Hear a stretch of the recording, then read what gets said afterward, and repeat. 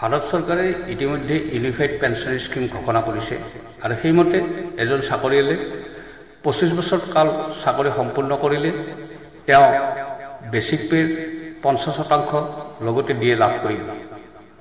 কিন্তু যিসকল কৰ্মচাৰীৰ 25 বছৰ কম চাকৰি হৈছে বা কম চাকৰি কাল সেইসকলে কিমান লাভ কৰিব আহক হিচাপ এটা কৰি চাওঁ।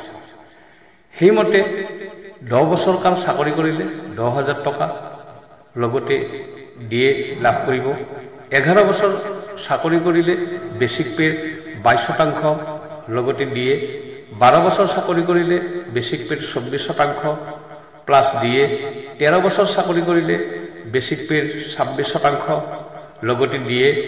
14 বছৰ চাকৰি কৰিলে বেচিক পেৰ 28% লগতে দিয়ে। সেইদৰে 15 বছৰ চাকৰি কৰিলে 30% বেচিক পে প্লাছ দিয়ে। 16 বছৰ চাকৰি কৰিলে 32% প্লাছ দিয়ে। 17 বছৰ চাকৰি কৰিলে 34% প্লাছ দিয়ে। 18 বছৰ চাকৰি কৰিলে 36% প্লাছ দিয়ে। 19 বছৰ চাকৰি কৰিলে 38% বেচিক পে প্লাছ দিয়ে। 20 বছৰ চাকৰি কৰিলে 40% বেচিক পে প্লাছ দিয়ে।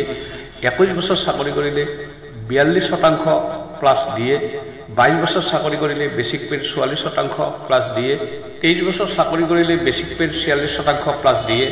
24 বছৰ চাকৰি কৰিলে বেচিক পে 48% প্লাছ দিয়ে।